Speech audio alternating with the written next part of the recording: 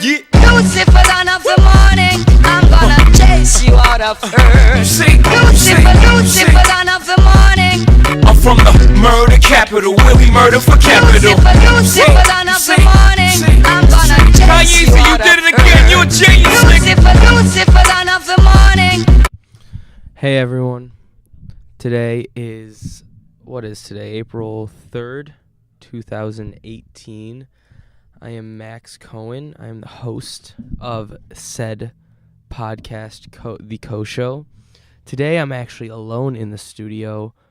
I was supposed to record earlier, didn't make that time, so came in now, and I wanted to just talk about my weekend because I went to San Antonio for the Final Four, and it was a great trip. It was really fun, and I mean, whoever's listening to this probably knows that I'm a Michigan fan, and so obviously sad outcome, but I mean it was awesome to be there. Watch them win one game at least. That was awesome. And scheming my way into the student section, which I can tell the story about. But yeah, overall fun weekend. So like where to start? Leaving when we leave Friday night. Yeah, Friday night we leave. Connecting flight in Chicago. You know, no problems at all. Get to Dallas, and then go to our hotel, which is about a 15-minute drive from the airport. Have a sweet Uber driver who's just telling us these weird jokes and shit on the way there. It's kind of weird, but like he's cool and whatever. And then we get to the hotel. We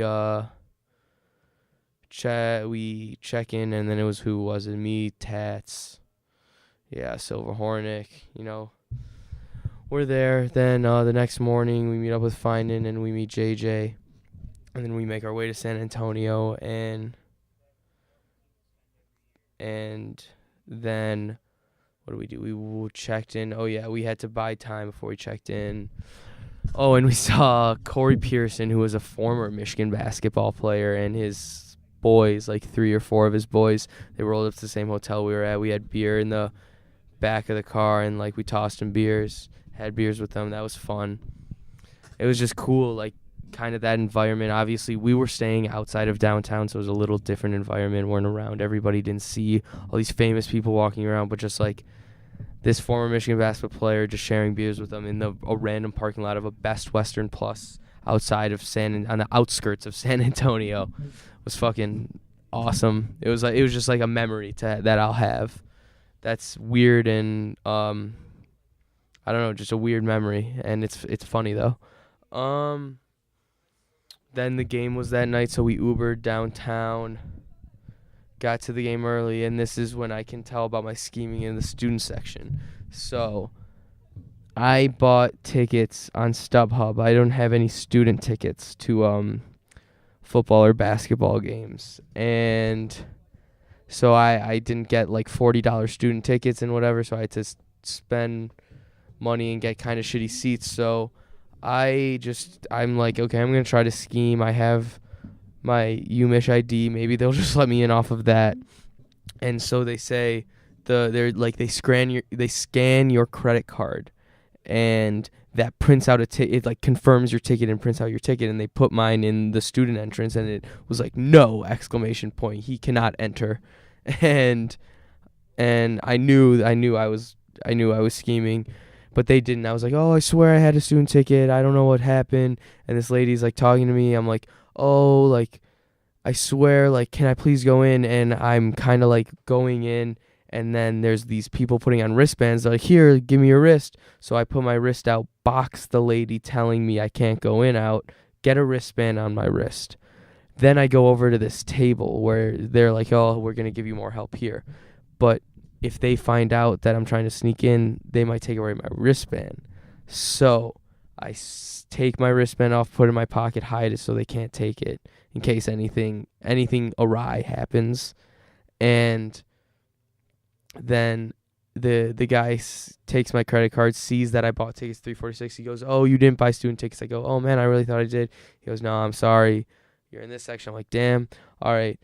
But then I was like, oh, sweet, I have a wristband. All I have to do is show my wristband. So I tried going in the student section, show my wristband, and then they wanted to see the ticket stub. And mine says section 346 or whatever. So they're like, you can't go in. And I was like, fuck. I wasn't going to be with my friends for the Michigan game versus Loyola. And then we were also going to stay for the Villanova-Kansas game. And I was just going to be upstairs alone. So I was like, I need to get in. So I was like just scouring the perimeter of the stadium for probably a good 30-ish minutes. And then I run into Hornick, Silver, and people going to the bathroom. I'm like, okay, I'm going to try to sneak in with you guys. Just blend in. Let's see how it happens. If not, I'll just dip back out. Like, okay. So we get past, there's like two or three security guards down to the floor because that's where the students sit. And the first one was I just kind of breezed behind. Then the second one, we had a problem because we were in the wrong section. So they're like, go over that way. And I didn't want them to see my ticket. I just was trying to keep my ticket out of sight for as long as possible. So then we went to the right, saw this guy, and he's like, can I see your ticket? It was in my wallet, and I was taking slow, and I kind of nudged my way in already and then kind of took it out, showed him I just had a ticket that resembled a ticket stub for the game, and he was like, you're good. So I got in, and it was awesome. I got to stand with the boys for Michigan versus Loyola, which was a very, very tough game to watch, but in the end, Michigan pulled it out, and that was great. Then stayed and watched Villanova absolutely destroy Kansas, and then that obviously led to Villanova's going to crush Michigan, which ended up happening Monday night, which is sad, and I really wanted Michigan to win. I didn't expect them to win. I do think this Villanova team is the second best college basketball team since 2000. I think the only team better is, and I was having this argument yesterday, is the Anthony Davis Kentucky team. And I think the 2014-15 Kentucky team, which had Towns and Booker, I think, that's a great team, but they didn't win a championship, and like that counts for something.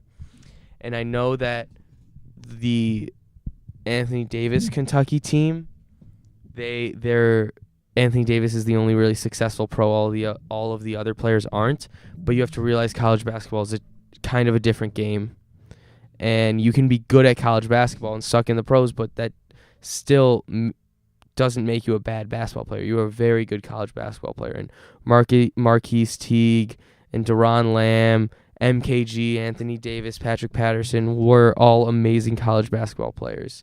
So they're one. And then this Villanova team is two. They all work together. It's pretty much the most fluid offense I've ever seen run in college.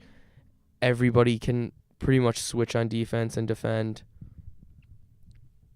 And it's just a work of art, and their defense is also really good. They're skilled at every position. They're athletic. They have length. They're also can rotate in, out. They have young players. They have veterans. DiVincenzo could not miss, and I think why is he not gonna be looked at for the NBA? Like, he couldn't miss. He was getting guarded. Michigan was a good defensive team. It's not like they just sucked yesterday. They were guarding them pretty well, and he was making tough shots. It's like this kid obviously is really talented, and that was a fucking amazing performance that I can't even believe I saw. But yeah, I mean, it's disappointing. Michigan lost. Hate to see it. Never want to see a Michigan loss ever, especially in the national championship. And like I was saying before the Final Four, I would rather lose the first game and not make the championship than lose in the championship again. Because in 2013, I was so sad. But I am glad we made the championship. I'm very glad we made the championship. Losing to Loyola would have sucked. So I disagree with my old self that going to the championship was fun. And Michigan played well the first 10 minutes, had a good game plan. Mo was going off. And speaking of, want to get to some topics that have risen from Michigan basketball over the last couple weeks. So Mo is gone for sure, I think. He's going to the draft. why wouldn't he? I think his stock is at an all-time high. How can it get higher at the end of next season? It can't really, unless you win a championship, and that doesn't. The chances of that are very, very, very, very low. So that it doesn't make sense to come back. So then the next one is Matthews, and I am really torn on this one. I really don't know what he's thinking. Because last year I really did, like Mo declared or whatever, but then he came back. I didn't think he was actually going to be in the draft. But I really don't know about Matthews, because Matthews, his I don't think his stock is at an all-time high right now, obviously, because he's not a good shooter, and that obviously includes free throws. But he was the second best player on Michigan's team throughout the tournament and played super well during the Big Ten tournament. And so the scouts see this and go, oh, I guess Michigan didn't play the highest level of opponents in the tournament. But I mean, Florida State's a good team, Houston's a good team, Texas A&M's a good team. They're all good teams, and they also beat MSU and Purdue in the Big Ten tournament. So all good teams, and Matthews played well, and those teams have NBA talent on them, and you got to look at that and go, oh, he has NBA talent. Also, compare him to another prospect, Hamidou Diallo, freshman from Kentucky. Hammy, absolutely one of my favorite players in this draft. I wish the Pistons kept their pick. I mean, their pick probably would have been a little high for Hammy. They could have probably gotten someone better, but I love Hammy's upside. Absolutely love it.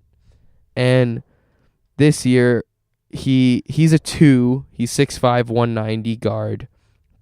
When Matthews is, I think he's 6. I'm pretty sure he's 6'6". Yeah, let's check this out. Matthews, 6'6", 189. Hammy 6'5", 190. So pretty much the same.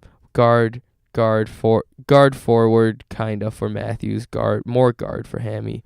But Hammy he had 10 points, 3 rebounds, 1 assist on the season. Matthews was 13, 5, and 2.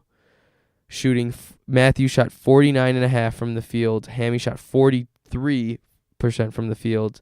From 3-point, Hammy shot 33%, and Matthews shot 32% from 3 this year. So those are both they're pretty similar. Obviously, it looks like Matthews has better stats, and Hammy is kind of a consensus first round pick, I'm pretty sure. Let me check some mock drafts right now, but I saw him going right after lottery picks, and like the 16, 20 range, 22, something like that. And if he's going to go there, why can't Matthews go there? It only takes one team to fall in love with a player, and right now it seems like Matthews is a better player than Hammy. And if he's on these draft boards, why isn't Matthews? And that's why I think Matthews has a serious thought process to go through about leaving or staying. Because I think he can. I think one team, I don't even know who. Let's see what team could fall in love with him. What team can afford not having a shooter, but really needs like a defender or something. So like Boston, late first round, right? They are going to lose Marcus Smart after this season. They're probably gonna let him go. He's gonna be too expensive. They've got to keep more important players. So with their late first round pick, you can just put. I know it's a whole different player. Marcus Smart is one of a kind. He is a bowling ball of energy. He brings unique talents that no other player brings. But he is a 2. And it does play the 3 because he can. He's bulky as hell. But if you just draft Matthews, get that cheaper money in, and use Matthews to take over the Smart role, but then you also have Terry Rozier still there and Tatum and Brown progression, then you're just substituting that in. And I think a team like Boston, who I do think Matthews is a very good player, and like smart teams might want to take smart teams that could utilize him well, could take him in the first round, late first round, early second. I think Boston could be one of those teams. He could be Avery Bradley type, not as good shooter, but the shooting is the thing. I think if he goes this year, he might go higher than he would next year, but I don't think he would have as good of a career. I think if he goes next year, he progresses his shot. If his shot gets better. If his shot doesn't get better, that's a problem, and that's a sign that he probably can't progress that well. But if his shot does get better, he improves his free throw percentage above from 55. At least get it to like 60, 68, 70, somewhere around there. And 3-point is livable. 32% is fine. But got to get the free throws up. If he can do that, I mean, he can really be a very, not a very high pick next year, but he could go late lottery, around the teens range. I think he's a very skilled athlete. He is an NBA player. He will play in the NBA, and I really don't know what he's going to choose, and I really hope he comes back because he brings a special something to Michigan that I really like. So what else is there to talk about? Anything? I kind of just wanted to get my thoughts on Michigan out. I knew this wasn't going to be that long of a pod at all. NBA playoffs, they're starting soon. I've kind of haven't really followed the NBA as much as I wanted to second half of the season at all because I've just been busy with school and shit. But like, the Raptors are going to be the 1 seed, and I think that's kind of crazy, and I'm ready for DeMar DeRozan and Kyle Lowry to prove me wrong that they are elite NBA talents. Because to be elite NBA talents, you got to perform in the playoffs, and they just don't. They haven't. And I know that they've made an Eastern Conference Finals, and they've won first-round games, and some other people that are highly regarded as NBA players haven't. That was very bad English back there. I might cut that out. Maybe not. Depends how lazy or proactive I want to be. But I want to see that they can perform at the highest of levels and not just in the regular season. I need Kyle Lowry and DeMar DeRozan to beat a Boston Celtics team or a Cavs team or something. Maybe they don't make the finals, but if they beat the Cavs to get to the Eastern Conference Finals, and that's a step up. They need to show me something. Pistons, I'll do another podcast just roasting the Pistons. Fuck this organization. It's redonkulous. Absolutely ridiculous. Then the Western Conference, Houston has the 1 seed, I believe. And Golden State, they're chilling, they're hurt. I still would bet Golden State to win. The Steph injury though does scare me a little away. From the moment Chris Paul signed with the Rockets and they made their moves, I was just like, the Rockets are still going to lose to the Spurs in the second round. And I'm still going to stay by that prediction because it could totally happen. So I'm going to say Rockets lose to the Spurs in the second round. Warriors to the finals. Warriors will win the finals. And yeah, I don't know. I don't really want to do more by myself. It kind of sucks just talking to myself. But more talk next week, or maybe not next week, but maybe next week, we'll see. I want to get into some of the NFL moves that have been made. I was talking to them today with Serlin, friend of the pod. Serlin and I made a lot of friends of the pods and close personal friends over the weekend in San Antonio, and hopefully he'll come out and share that sooner rather than later. But I also want to talk about the NBA draft prospects, and the recruiting for college basketball next year. I'm gonna try to get into college basketball more. I know like it's biased because Michigan was good at the end of the season, but I like following them. I did like following the big time names though, like Ayton, Bagley. I did enjoy watching them. Like Colin Sexton, I picked him from the beginning of the season. Loved watching all of his games. So I want to do that with someone next year. Not obviously a highly rated recruit, but like not number one, And yeah, I want to do that. Want to talk about draft. Want to talk about Doncic. Watch more Doncic tape because you can never watch too much Doncic. What else? Anything else? Not really. Music. Oh, yeah. Let's talk about music for a sec. So, shout out to my brother Danny Cohen. He sent me both of these albums, told me to listen. I was just swamped with work and just doing other shit. I never listened. And then over the last 2 weeks, I've just bumped these two albums very heavy. They are Punkin' by Maxo Kream and Drip Season 3 by Gunna.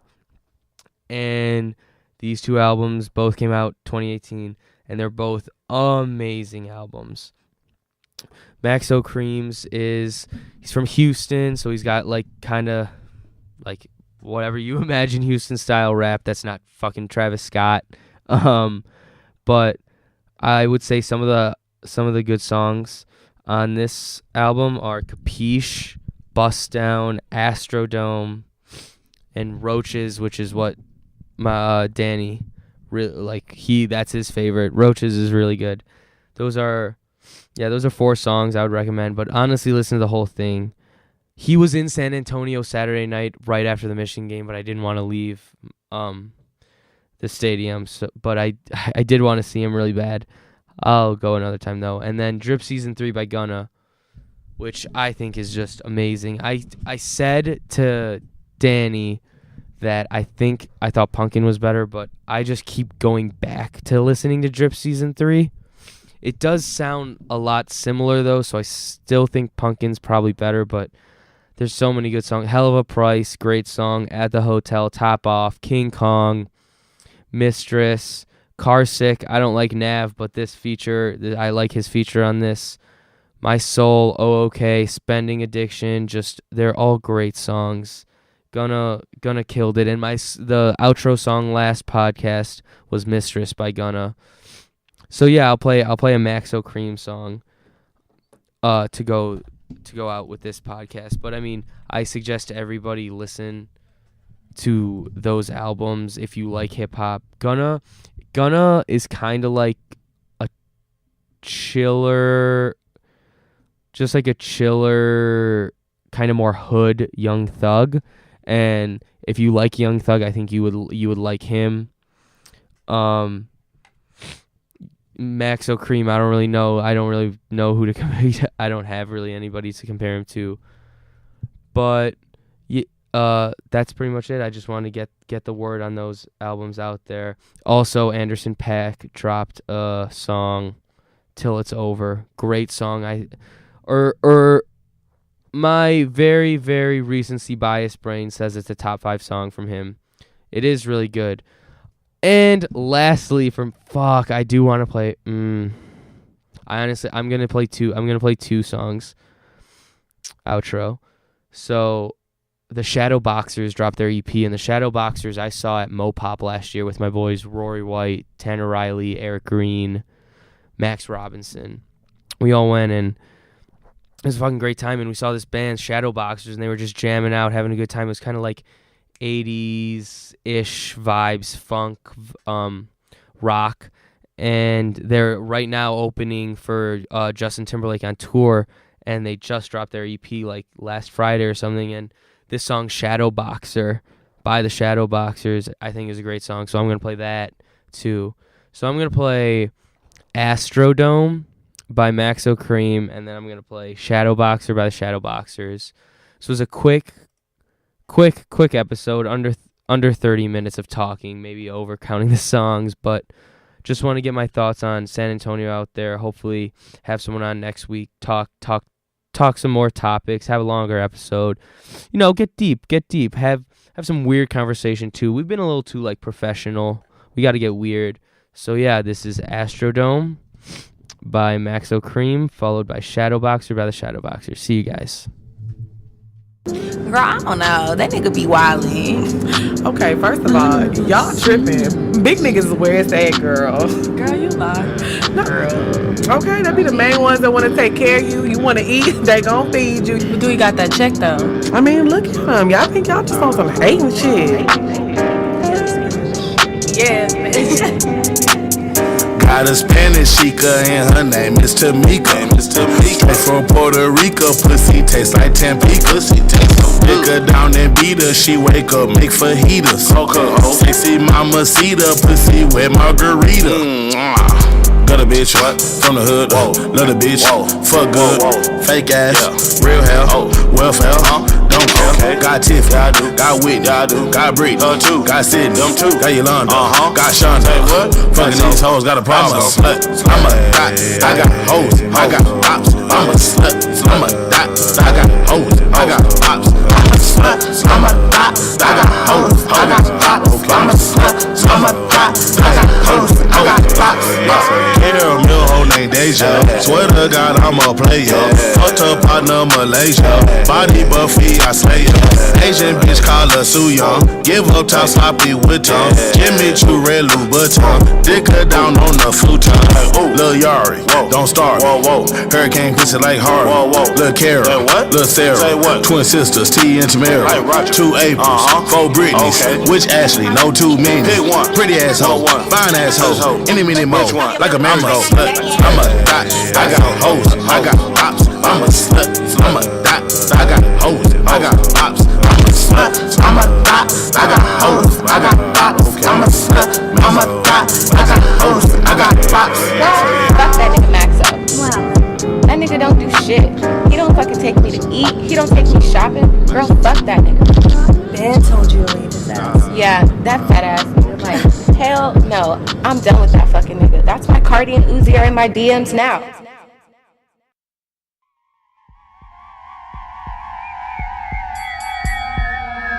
I'm not a lover, but I love her. Can't think of loving any other.